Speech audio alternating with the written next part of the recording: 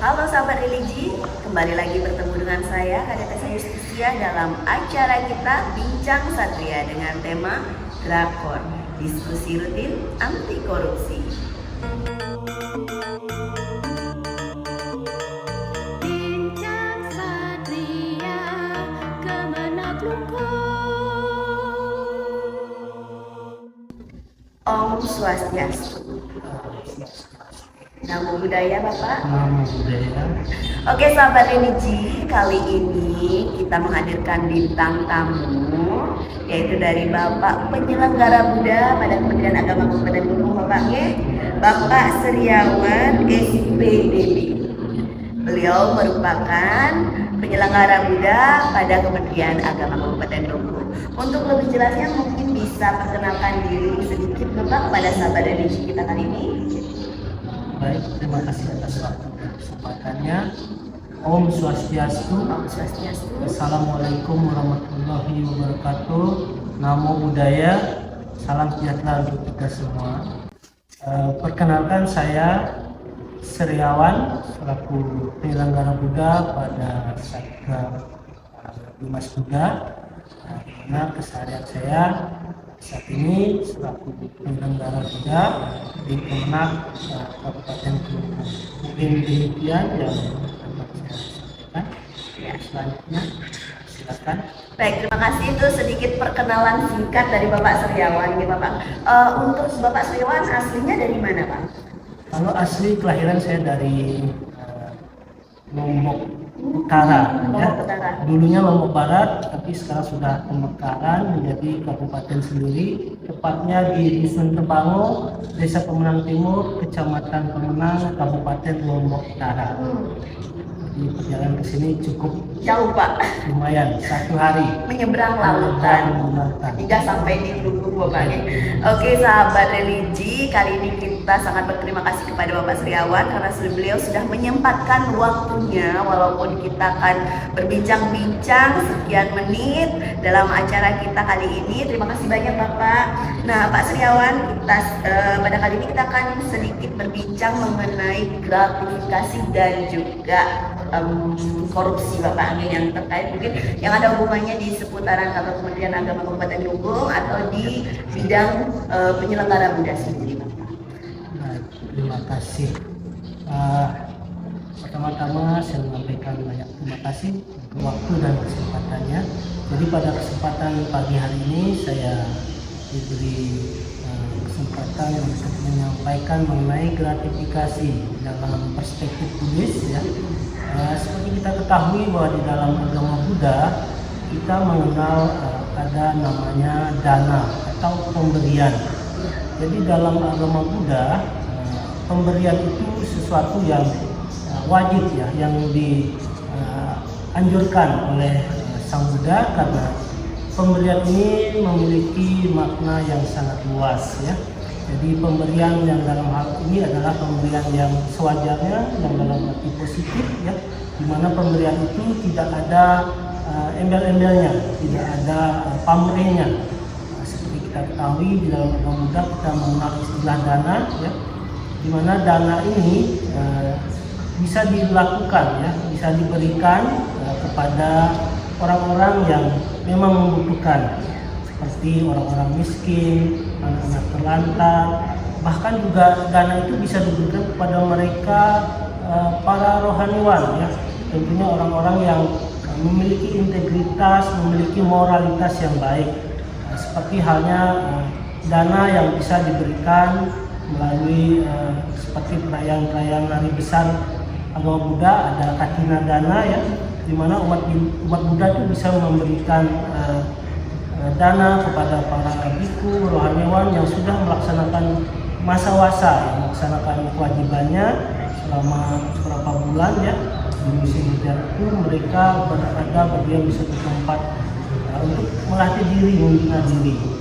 Setelah itu beberapa bulan kemudian itu para biku ini berkumpul di suatu tempat untuk menerima persembahan dari umat sebagai ungkapan rasa bakti dan terima kasihnya kepada para biku, yang mana para biku ini juga mensupport, ya, memberikan boleh dibilang dana, dalam arti di sini para biku memberikan wejangan-wejangan kepada para umat untuk memberikan pencerahan kepada umat supaya para umat ini bisa meneladani ajaran-ajaran Sang Buddha. Jadi dana ini maknanya luas.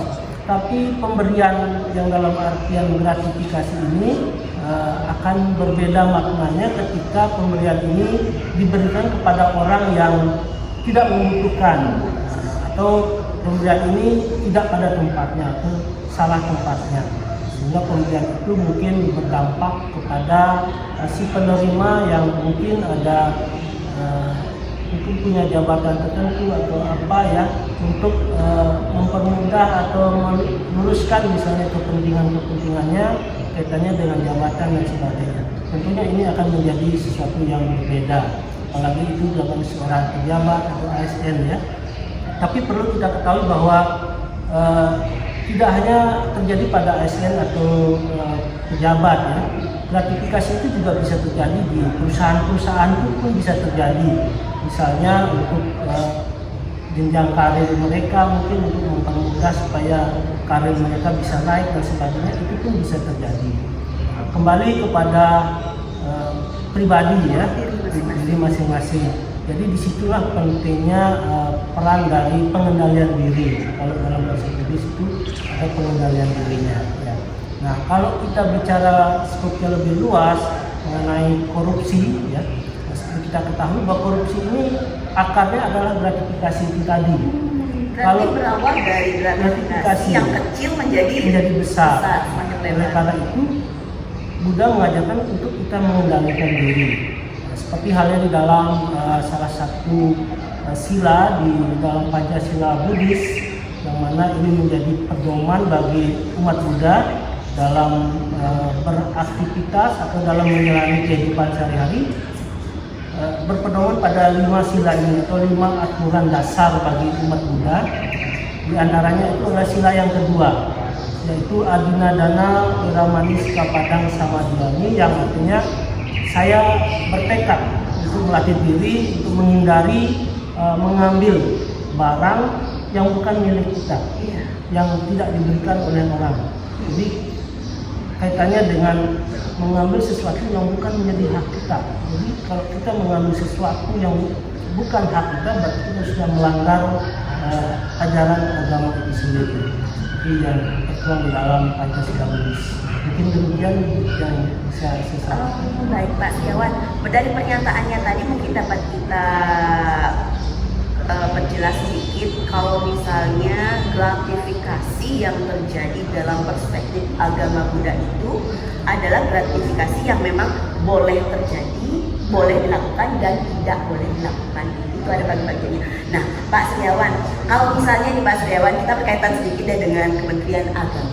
Kantor yang dimana Kementerian Agama itu kan lingkupnya kantor, Bapak. Kantor, dan kita juga memberikan pelayanan kepada masyarakat atau kita membantu masyarakat dalam bidang pelayanan, dalam bidang memberikan informasi. Pernah tidak Pak Setiawan dalam lingkup kita? Ya.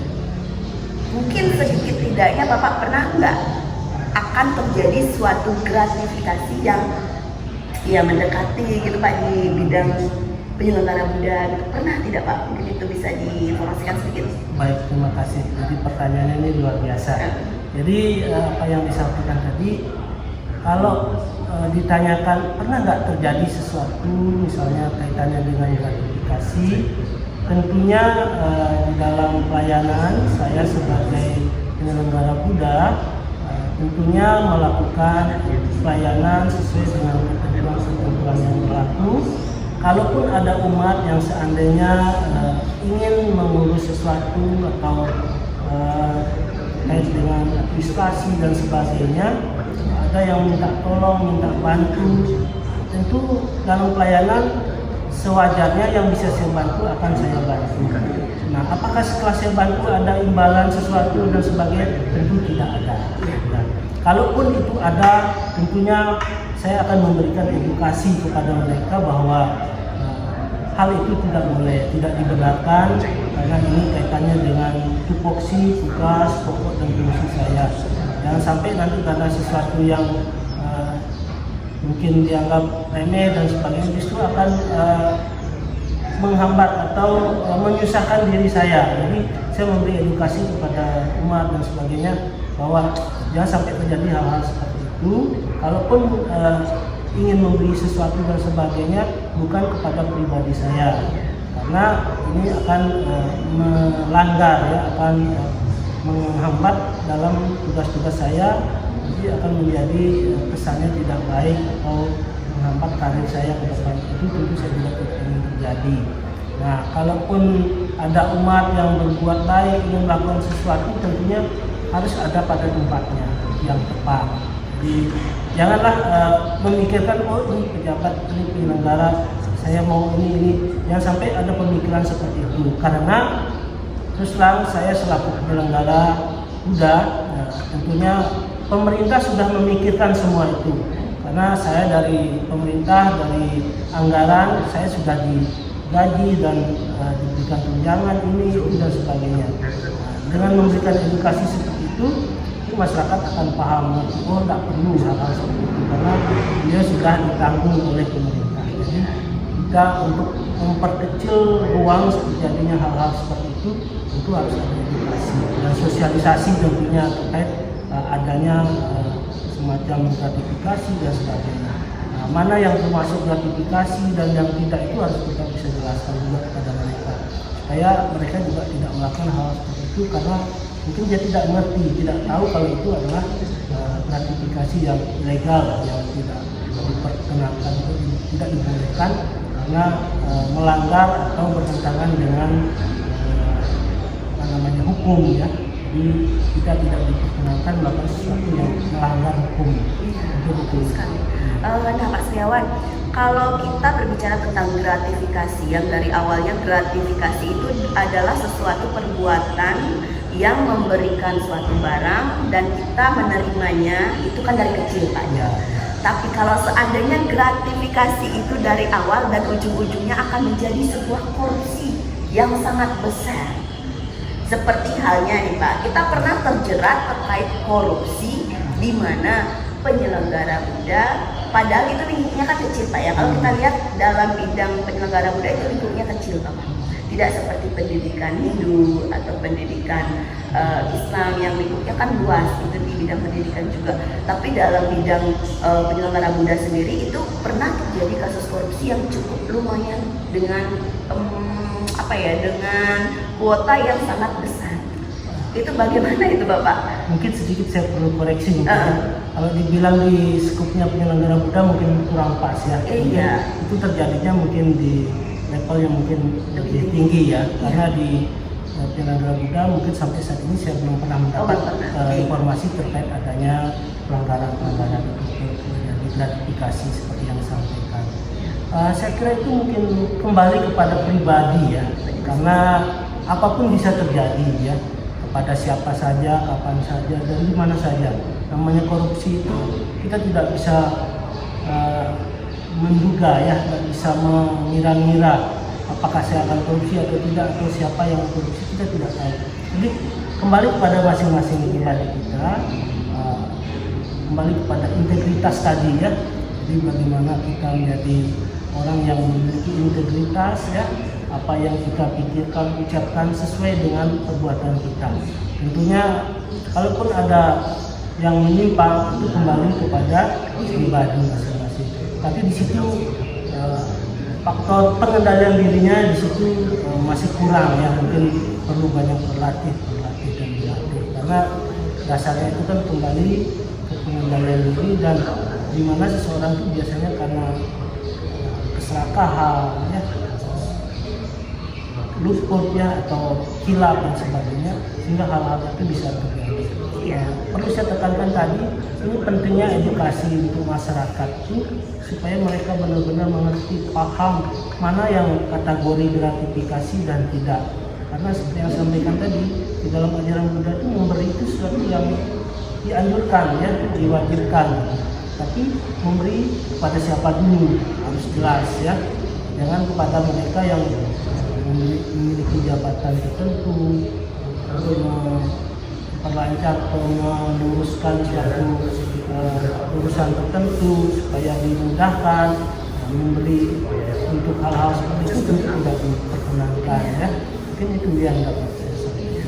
Apalagi dalam budaya itu kan ada yang dinamakan yang disebut dengan ajaran moralitas Buddhis ya Bapak ya. Iya. Iya, moralitas Buddhis yang dimana bahwa hal-hal yang berkaitan dengan korupsi itu memang tidak diperkenankan dan juga ada yang baik ada yang buruknya. Mungkin bisa sedikit dijelaskan Bapak yang dimaksud dengan moralitas Buddhis itu bagaimana? Benar sekali. Sebenarnya tadi sudah saya sampaikan ya. Di dalam agama Buddha tidak mengenal ada namanya Pancasila Buddhis tadi ya.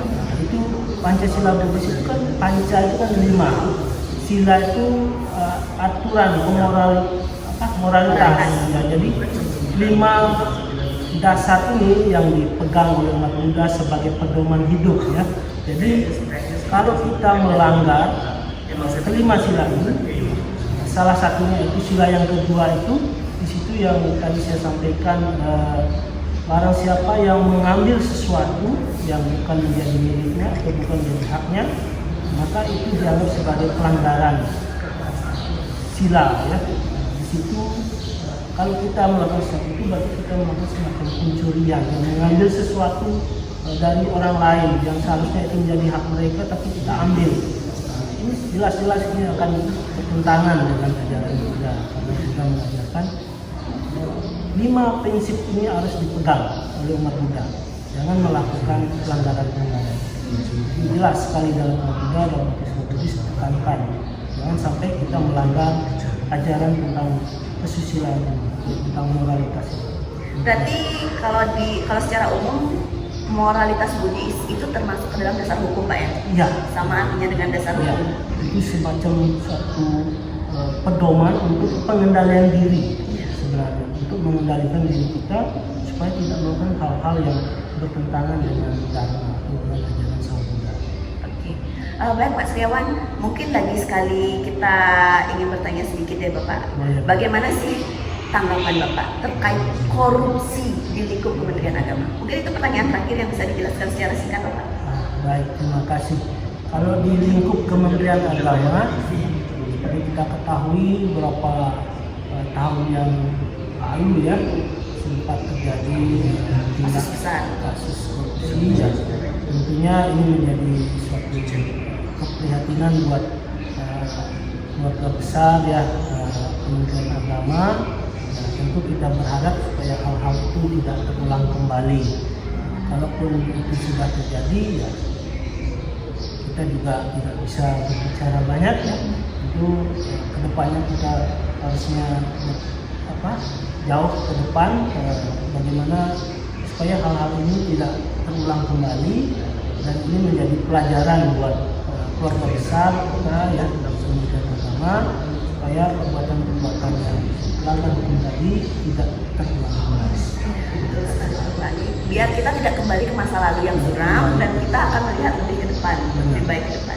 Baik sahabat religi, terima kasih banyak. Kita sudah lumayan beberapa menit ke depan ini kita berbincang sedikit mengenai gratifikasi dan juga korupsi yang terjadi di lingkup Kementerian Agama Kabupaten Klungkung. Nah Bapak Sriawan, terima kasih banyak atas waktunya yang tadi sediakan kepada kami.